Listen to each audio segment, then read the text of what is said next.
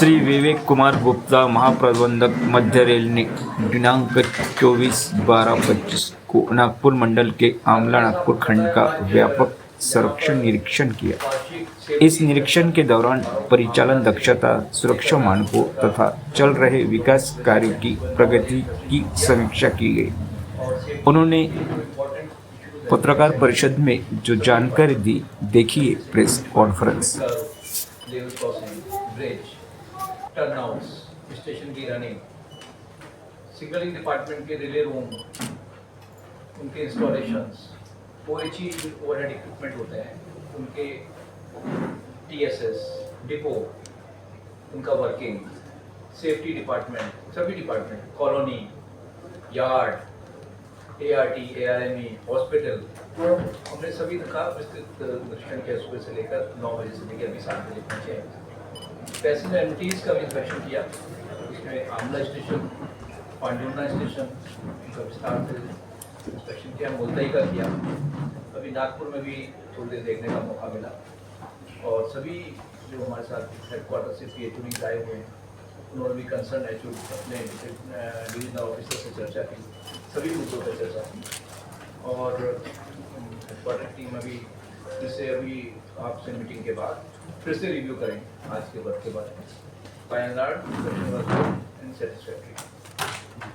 और आपको कुछ प्रश्न पूछना सर, ये कि आप तो यहाँ इंजीनियरिंग की कप्तानी पहले भी संभाल चुके हैं सेंट्रल रेलवे में।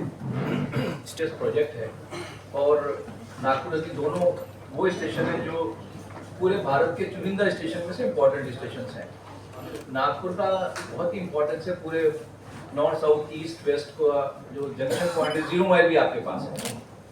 उसको देखते हुए यहाँ पे जो भी काम किए जा रहे हैं उस हिसाब से किए जा रहे हैं कि ट्रेन का कोई कैंसिलेशन ना हो, सभी ट्रेन जो चल रही हैं उनको कोई व्यवधान ना हो और सेफ्टी से काम बहुत जटिल है। और साथ में जैसे आपको मालूम है, नागपुर की बात करें तो नागपुर में एडमिनिस्ट्रेटिव बिल्डिंग ऑलमोस्ट फाइनल हो चुकी है सुंदरा मार्केट साइड में। प्लेटफॉर्म्स के ऊपर भी जो प्लेटफॉर्म नंबर 1 से 8 तक प्लेटफॉर्म है, उसमें सिर्फ 2 और 3 जो आइलैंड प्लेटफॉर्म है उसको छोड़कर बाकी प्लेटफॉर्म पे फाउंडेशन का काम हो गया है। 2 और 3 भी काम हम जल्द शुरू करेंगे। उसके बाद एयर कॉन्फ्रेंस बनेगा और फुटओवर ब्रिज बनेगा, क्योंकि बिल्डिंग की काम हमारा हो चुका है। उसके मद्देनजर अभी एग्जिस्टिंग बिल्डिंग को डीकंजेस्ट करेंगे तो बिल्डिंग का भी काफ़ी इंक्लूड वर्जन आपको देखने को मिलेगा। सामने जो ब्रिज था वो भी डिसमेंटल हो चुका है, उससे काफ़ी सर्विंग एरिया भी इम्प्रूव हो जाएगा। और मुझे उम्मीद है बहुत जल्द, अभी करीब 60% हम लोग काम पूरा हो चुका है नागपुर में। तो अगले 1 साल में काफ़ी ज़्यादा इसमें आपको प्रगति देखने को मिलेगी। जो काम किया है वो ज़्यादा जटिल था, देखने को नहीं मिलता था। यूटिलिटी शिफ्ट करनी है, अंडरग्राउंड है, फाउंडेशन बनानी है, अंडरग्राउंड है, ग्राउंड के ऊपर अब आ गए हैं और आपको दिखाई देगा। जी जी, आमला आप दौरा करके आए हैं, 3rd लाइन का काम चल रहा है, इटारसी तक भी शायद टीगांव चिचौदा का काम तो पहले हो चुका था और टीगांव से चिचौदा से मुल्तई ये अभी इसी महीने मतलब 2025 में ही ये सेक्शन कमीशन हो जाएगा। इस सेक्शन के कमीशन होने से हमारे पास नागपुर से मुल्तई तक 3rd लाइन का काम कंप्लीट हो जाएगा। मुल्तई से आगे बैतूल, धारापुर, मुल्तई से मरामझरी, वो काम भी अगले 1 साल में होने की कंप्लीशन होने की उम्मीद है। उसके बियॉन्ड धारापुर, मरामझरी घाट सेक्शन है, वहाँ पे काफ़ी टनलिंग का भी बात है, उसमें शायद थोड़ा समय लगेगा। बियॉन्ड दैट धारापुर से जुजारपुर होते हुए इटारसी, वो भी शायद 2 साल में उसका वर्क कंप्लीट होगा। आप गोधनी से भी होके आए, गोधनी की क्या पोजीशन है सर? गोधनी स्टेशन भी काफ़ी इम्पोर्टेंट है। गोधनी इम्पोर्टेंट है और गोधनी से नागपुर तक का 3rd लाइन का काम पूरा हो चुका है और गोधनी में कुछ और वर्क हमने प्लान किए है। और अभी हमारा कंसल्टेशन ये है नागपुर और अजनी। अब अजनी की बात भी आपने की थी। अजनी में जो 4 प्लेटफॉर्म्स हमारे नए बने हैं, अभी 3 ही प्लेटफॉर्म है, प्लेटफॉर्म नंबर 4, 5, 6, 7, उसका टारगेट है कि 3 से 4 महीने वो प्लेटफॉर्म पूरे हो जाए। तो हमारा जो वहाँ पर पिट लाइन भी अवेलेबल है, 2 पिट लाइन भी है, उसको साथ में लेते हुए, प्लेटफॉर्म को लेते हुए हम एडिशनल वहाँ से कुछ सर्विसेज शायद शुरू करने में संभव रहेगा, क्योंकि अजनी बड़ा इम्पोर्टेंट टर्मिनल रहेगा। साथ में गोधनी का भी प्लान है, पर हम पूरा ओवरऑल रिव्यू कर रहे हैं कि नागपुर और अजनी में कितना हम लोग गोधनी में शिफ्ट करेंगे। सेवाग्राम सेलू की आपने बात की, वो भी वर्क ऑलमोस्ट फाइनल स्टेज में है। और साथ में वर्धा टू बलारशा का भी 3rd लाइन का काम चल रहा है।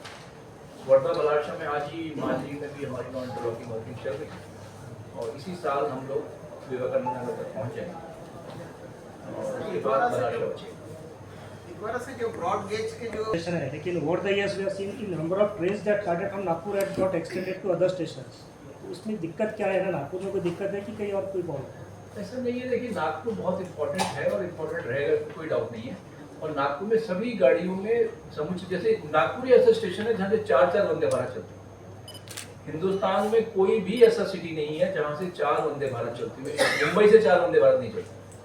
तो यहाँ पे जो रिक्वायरमेंट के हिसाब से ट्रेन का संचालन किया जाता है, और ट्रेन यदि कहीं आगे एक्सटेंड भी है तो भी यहाँ पे कोटा सफिशिएंट दिया गया उनको। ट्रेन स्टेशन कोटा का यदि लाइव ओवर अवेलेबल है तो उसको आगे एक्सटेंड करने में कोई हर्जा नहीं है। लेकिन नागपुर में भी बाकी छोटे छोटे जगह में 2 स्टेशन है, छिंदवाड़ा से 2 चलती है दिल्ली के लिए ट्रेन। नागपुर में एक भी डायरेक्ट ट्रेन दिल्ली के लिए नहीं मिलती है, तो कहीं ना कहीं ऐसा नागपुर से तो दिल्ली के लिए बहुत गाड़ियाँ चलती हैं। नहीं, आप 20 गिन नहीं पाएंगे इतनी गाड़ियाँ।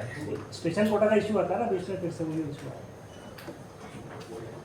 आप इतनी कैपेसिटी बढ़ा रहे हो तो ट्रेन भी बढ़नी चाहिए ना फिर। ट्रेन बढ़ेगी और बढ़ भी रही है। थोड़ा सा हमारे साथ आप धैर्य रखिए। मैंने आपको बताया इतने बड़े काम चल रहे हैं, सेफ्टी से काम करना है। और नागपुर जो स्टेशन चमक कर आएगा, उभर के आएगा, 1 साल बाद बहुत डिफरेंट होगा जो भी है। सर, पुणे के रूट पे हमेशा देखा जाता है कि गाड़ियाँ पैक रहती है। पैक अभी भी आप देखिए अगले 15-20 दिनों तक गाड़ियाँ पैक है, तो उसमें कुछ और इजाफा करने की। हाँ, एक्चुअली पूना है हमारे टारगेट में। एक्चुअली क्या है, आप यदि जहाँ से पूना का रूट देखें तो एक हमारा बहुत ही क्रिटिकल सेक्शन दौन मनमाड़ सेक्शन है, क्योंकि उस रूट से ही गाड़ी जा पाती है पूना। दौन मनमाड़ में भी काम चल रहा है। हमारे 2 ब्लॉक सेक्शन बचे हुए हैं। वो दोनों ब्लॉक सेक्शन भी अगले 3 से 4 महीने में हमारे पूरे हो जाएंगे। एक कास्टी से दौंड है और एक सरोला से बीसापुर है। ये 2 ब्लॉक सेक्शन इस साल में टारगेट हैं। इन दोनों सेक्शन होने के बाद दौड़ मनमाड़ पूरी डबल लाइन हो जाएगा। हमारे यहाँ इतना कंस्ट्रेंट नहीं है, उधर भी बहुत कंस्ट्रेंट है गाड़ी को ले जाने में। हमारा अभी जलगांव से मनमाड़ का भी 3rd लाइन का काम पूरा हो गया, वो इसी साल पूरा हुआ है। तो ये कैपेसिटी ऑगमेंटेशन के काम चल रहे हैं। और एक अभी वंदे भारत तो नहीं चली ही है, और भी गाड़ी आएगी। कि नागपुर से पूना के लिए कुछ गाड़ियाँ आप बढ़ाएंगे क्या? क्योंकि हर दिन हर समय जब अभी आपने जो बताया तो बहुत ज़्यादा मतलब टिकट्स भी नहीं मिलती, उसमें भी बहुत मारामारी रहती है। और जैसे कि फेस्टिवल्स रहते तो उसमें भी मतलब जनरली टिकट ही नहीं मिलता। तो पहले भी बिफोर भी यदि टिकट बुक करे तो भी रिजर्वेशन कंफर्म नहीं मिलता। ध्यान में है कि पूना की डिमांड नॉट ओनली नागपुर, बाकी सभी स्टेशन से भी है।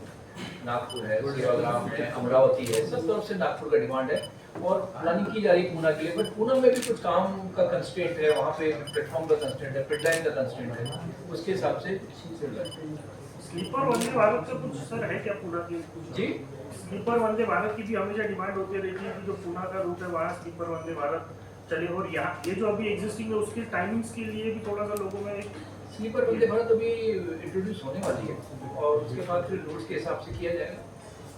असल में सर इंडिगो का जो सीन बना है उसके बाद थोड़ा रेलवे पे ज़्यादा विश्वास कर रहे हैं लोग। तो एक जो है फ्लाइट की टिकट बुक कराते हैं और साथ में दुरंतो या और दूसरी भी कराते हैं। देखिए, तो मैं उसके बारे में बात नहीं कर पाऊंगा, लेकिन ये बात जरूर आपसे कहना चाहूँगा कि भारतीय रेल पे जरूर आपका विश्वास बना रहना चाहिए और भारतीय रेल कभी भी पीछे नहीं हटेगी, ना पीछे कभी हटेगी। सर, सवाल ये था कि मुंबई से नागपुर के बीच में ट्रैफिक अच्छा रहता है, दुरंतो के अलावा कोई दूसरी बड़ी ट्रेन नहीं है फास्ट, तो क्या दोनों शहरों के बीच में वंदे भारत जैसी कोई ट्रेन चलाने का ऐसा विचार है? और इसमें अगर स्लीपर जोड़ दिया जाए, वंदे भारत स्लीपर, ऐसा कुछ योजना है सर? वो अच्छी अभी तो मैं नहीं बताऊंगा, योजना अभी फिलहाल तो नहीं है। बट जैसे मैंने कहा कि नागपुर में भी इतना काम चल रहा है, रजनी में चल रहा है और मुंबई में भी काम चल रहा है। मुंबई में भी हम लोग कैपेसिटी जैसे यहाँ पे कर रहे हैं, वहाँ भी डबल कैपेसिटी करने का प्लानिंग है। उसके बाद डेफिनेटली नागपुर, पूना, ये सब एक बजा। सर नमस्कार। सर, सेंट्रल रेलवे का नागपुर डिवीजन एक बड़ा पार्ट है, लेकिन यहाँ पिछले 5 सालों से पीआरओ की पोस्ट नहीं है। यहाँ पर पीआर जो है वो उससे मतलब इतना कमज़ोर है कि हमारा कम्युनिकेशन गैप हमेशा बना रहता है। तो कोई दिक्कत है रेलवे को? ठीक है, आपने ये सर मैं ये बात कही है, सर मैं हम नोट किए, देखते हैं। इस सवाल को मैं थोड़ा सा और एक्सटेंड कर नहीं, मैं समझ गया आपकी बात कि पीआरओ में आपका कम्युनिकेशन बेटर रहेगा, पीआरओ हो या कोई ऐसा।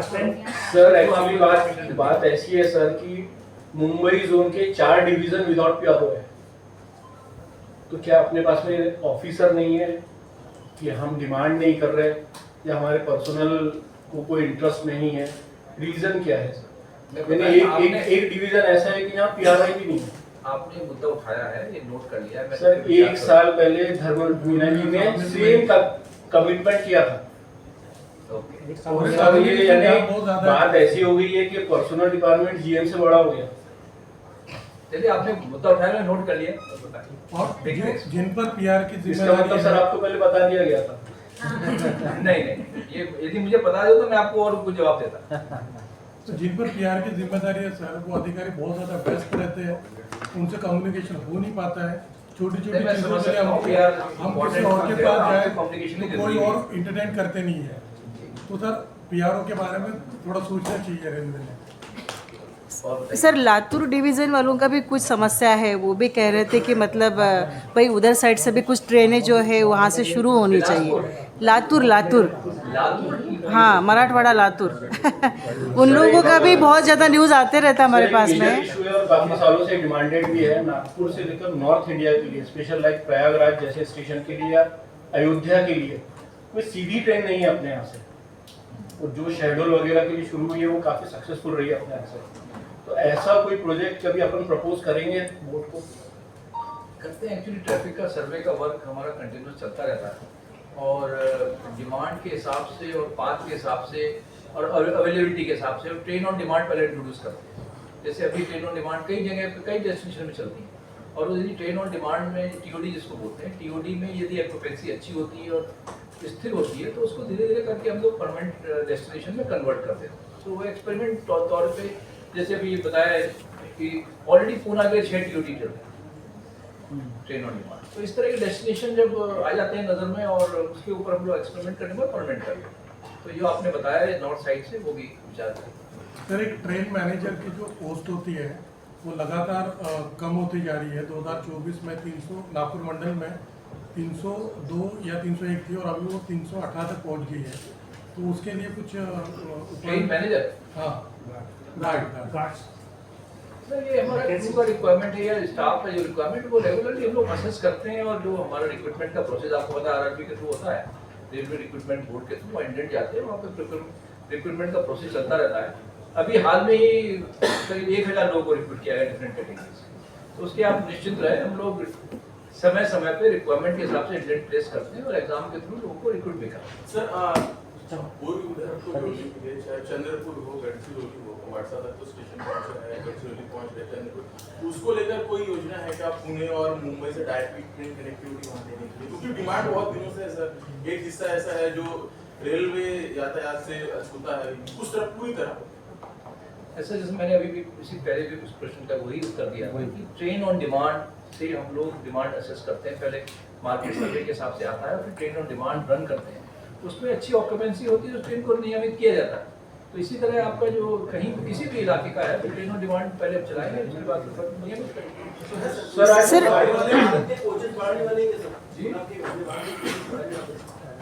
डिमांड है और वो डिमांड जस्टिफाई होगी सस्टेनेबल बेसिस पे तो उसमें विचार करेंगे। सर अभी कुंभ मेला भी शुरू होने वाला है नासिक का, तो ऐसे में इस फेस्टिवल को मतलब कुंभ मेला देखते हुए कुछ ट्रेनें की बढ़ोतरी होगी?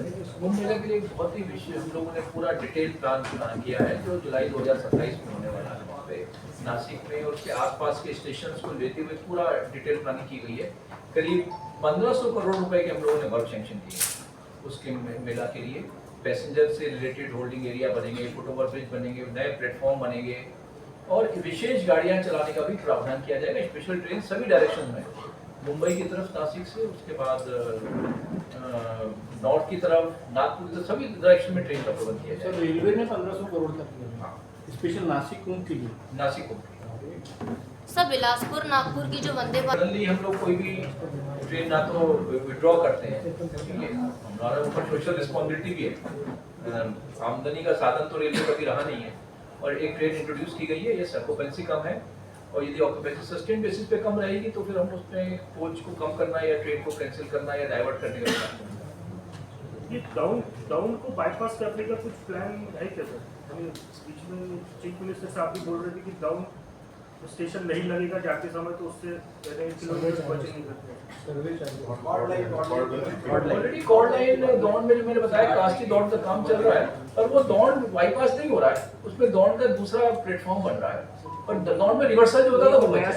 नगर से जारी होती सर, नगर से शॉर्टकट है। ठीक है चलो कॉर्ड लाइन बन रही है, वो कॉर्ड लाइन से वो नॉर्थ एग्जिस्टिंग चीज काफी दूर है, तो उससे हमें बहुत ज्यादा ऑपरेशनल एडवांटेज होगा कि अभी नॉर्थ में जाकर ट्रेन को रिवर्स करना पड़ता है, वो नहीं है।